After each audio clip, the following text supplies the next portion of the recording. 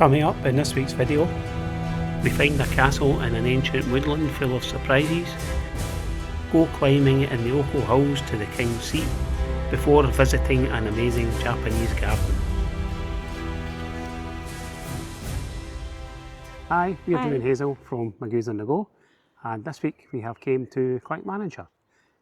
Specifically we have came to Dollar, and today we're going to head up to the King's Seat, which is just at the top of Dollar Glen and up in the Ochil Hills. Yeah.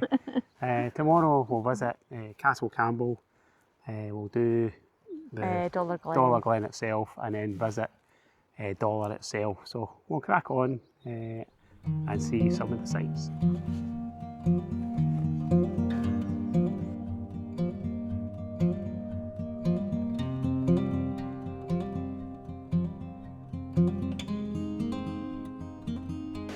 Perched high above the rolling Ochil Hills, the King's Seat feels like one of Scotland's hidden lookouts.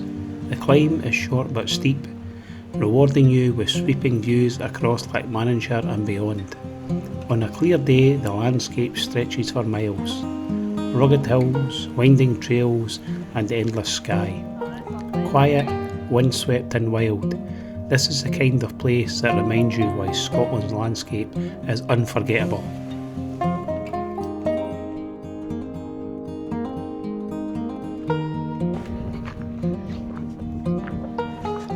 And that's us reached the top of Bank Hill, which is about a mile or so in, so a few miles to go yet. So there's where we're heading,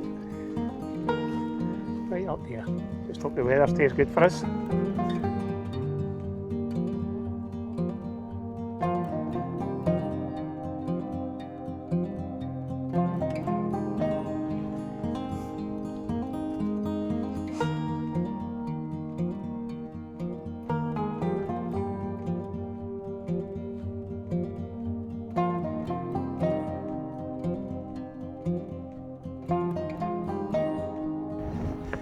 There you go, that's us at the top. See the view.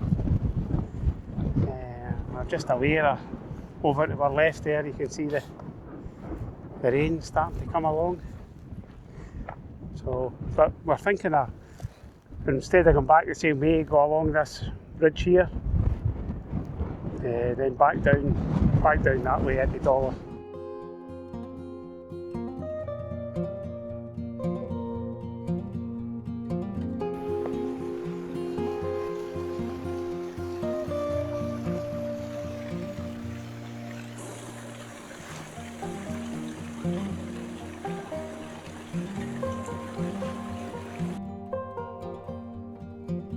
So, progress, that's us at the top of Tomangie Hill now, and if I turn you around you should be able to see where we came from, King's Seat.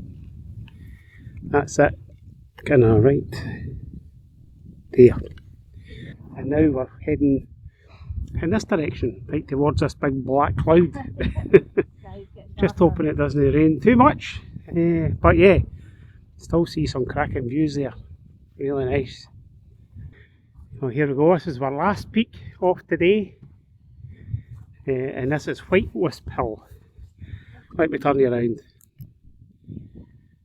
Right, so the first one was way down over this hill, which was Bank Hill, then up to King's Seat, then we come down there, along to Tomangie, to here, which is Wisp. Now we're going to take a wee fork down to the right here, back down to the castle where we basically started, sort of thing. So we actually had hailstones there a minute ago. I thought it was going to rain with that big cloud, but it wasn't raining, it was hailstones. Hazel got whacked in the nose. Well, that's us just about back to where we started. That was about a 7.5 mile circular. Did you enjoy that, Hazel? Yes, it was very hilly. It was. It was actually harder coming back down than it was going up at some parts. Anyway, yeah, we'll head back to the van and get a wee brew. Yeah, and food. Hi, good morning. Good morning. Good wee day yesterday. We come back yesterday with tired legs. It's quite a long walk. So we came back and just chilled for the night, had some food, Yeah. and watched some YouTube. McGoo's and the Go is a good one to watch. So yeah, this is a car park where we stayed last night. We found this on Search for Sites. It's a app for motorhomes and stuff. It's free. There's no facilities whatsoever, but we were the only people here last night, and it's just at the top of Dollar Glen, just before Castle Campbell. Quite a narrow, steep road to drive up, but we made it in our van. That's very true. So this morning, what we're going to do is we're going to head up and visit Castle Campbell. It opens at 10, so we'll get up there, go and see what's in there, and then we'll take a walk down Dollar Glen, which is supposed to be quite nice.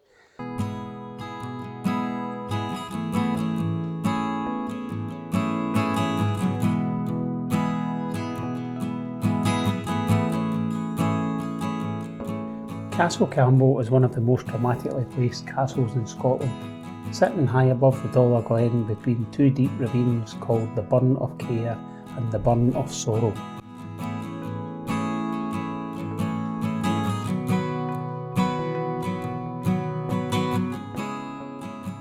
Well, that's us arrived at Castle Campbell, and here we go, here's the prices and stuff. So adults are £8.50, concessions £6.80, children are a fiver, and if you're a member, it's free. The castle started life in early 1400s as Castle Gloom, which honestly sounds even more Scottish and atmospheric. It originally belonged to the Stuarts, but in the late 15th century it passed to the powerful Campbell family through marriage. Colin Campbell, the first Earl of Argyll, renamed it Castle Campbell in 1489 after getting formal approval from Parliament. From then on it became the lowland stronghold of Clan Campbell, one of the most influential families in Scottish history. Mary Queen of Scots visited in 1563 and reportedly said the palace reminded her of the Highlands. Like a lot of Scottish castles, it was caught up in the civil wars of the 1600s. The Campbells backed Cromwell for a time, and in 1654 Royalist forces burned parts of the castle to stop it being used as a garrison. After that it slowly fell into ruins, and the Argyll family moved elsewhere.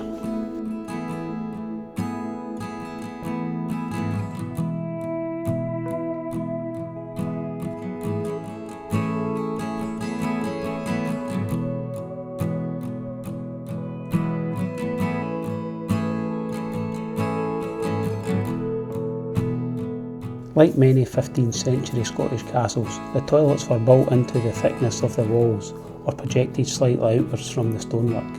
You'd sit in a wooden seat or stone opening, and the waste would fall down a vertical shaft by gravity, either onto the ground below, into a cesspit, or down the cliffside.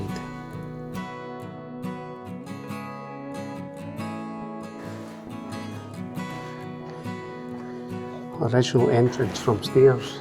There's so many wee nooks and crannies, isn't there? There is. So this used to be the way up. It was down there, but not anymore. And there must be a bird nest in here because I can see eggs in the...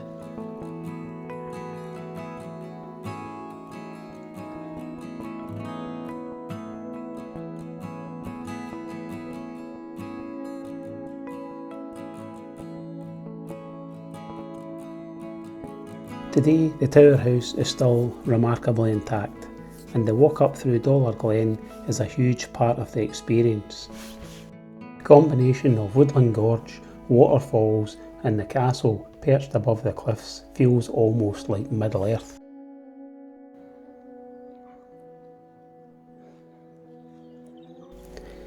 If you're visiting, the path from Dollar is only about 20 to 30 minutes uphill, and the views over the Ochils and the Forth Valley are superb.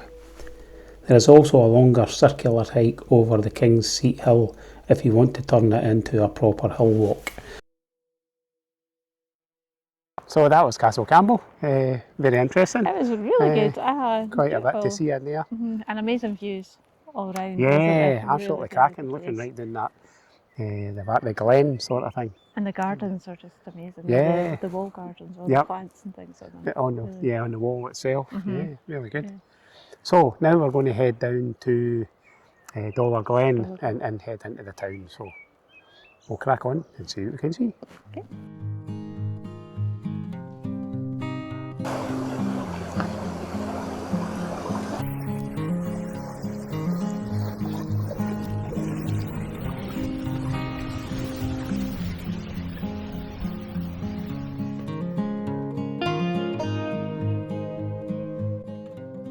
Dollar Glen sits in the shadows of the Ochil Hills and feels much wilder than you'd expect this close to the town of Dollar.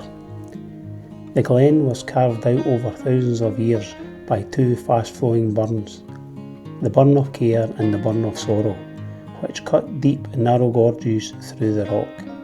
Those dramatic ravines are what made Castle Campbell such a naturally defensive site in the first place.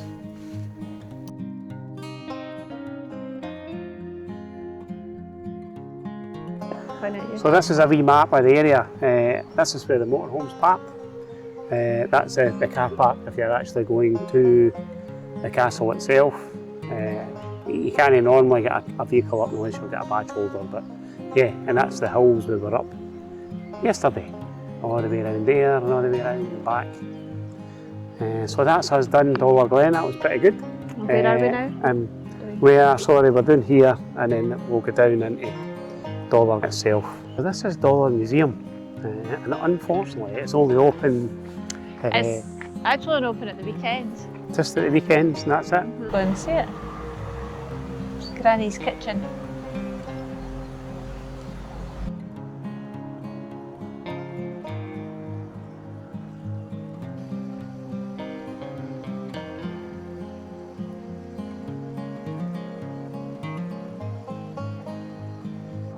Dollar is the best small town gold award winner. So this is Dollar High Street, And there's or the Bridge Street. Yeah, and there's a few wee cafes, bars. That one's closed. The Avery. The Avery.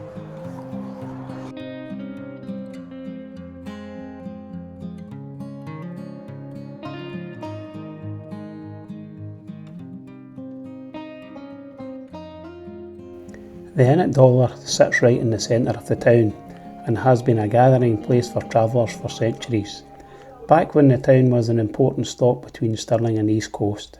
Today it's been modernised into a pub and restaurant, but it still keeps the traditional Scottish inn atmosphere with stone walls, low ceilings and a real village hub feel.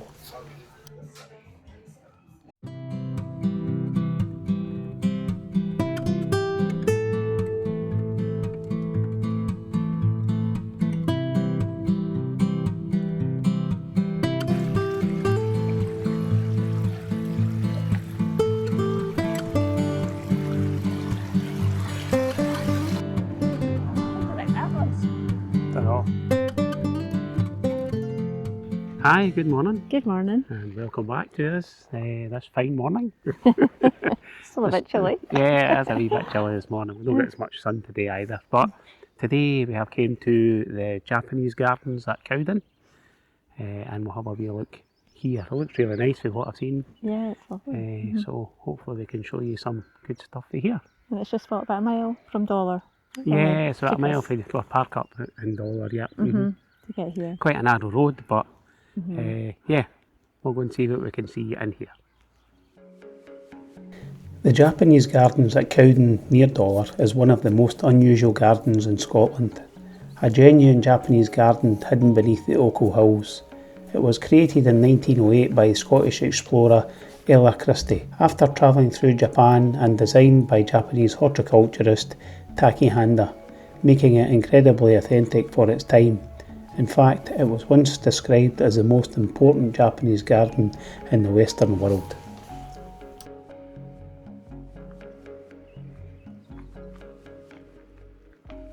The garden is built around a tranquil pond, with zigzag bridges, stone lanterns, waterfalls and winding paths designed to slow you down and make you see the landscape differently.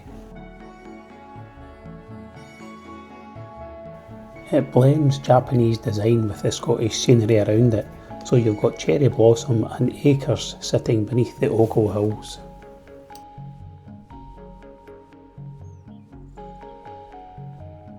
After being badly vandalised and abandoned in the 1950s, the garden spent decades overgrown before a huge restoration project brought it back to life. Today it feels like a quiet little piece of Kyoto, hidden in central Scotland.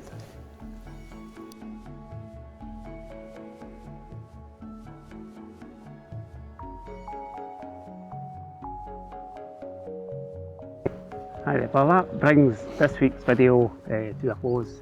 We've really enjoyed our time in Dollar, it's been really good. Yeah, really nice place to visit. Yeah, we've got some good hiking in up in the Ochil Hills. We went to Castle Campbell for some historic stuff. That's good. We visited the town and there's some good food, Yeah. stuff like that. And this Japanese Japanese garden. gardens were been really good. really nice. Yeah, Even in the rain. Yeah, we got a wee bit of rain there, we can see we've got our wetsuit jackets on. So yeah, I hope you liked this week's video. If you did, please give us a wee thumbs up and consider subscribing to our channel. It would really help us grow. So apart from that, until the next time, it's Toodaloo Toodaloo from the McGoo's. McGoo's.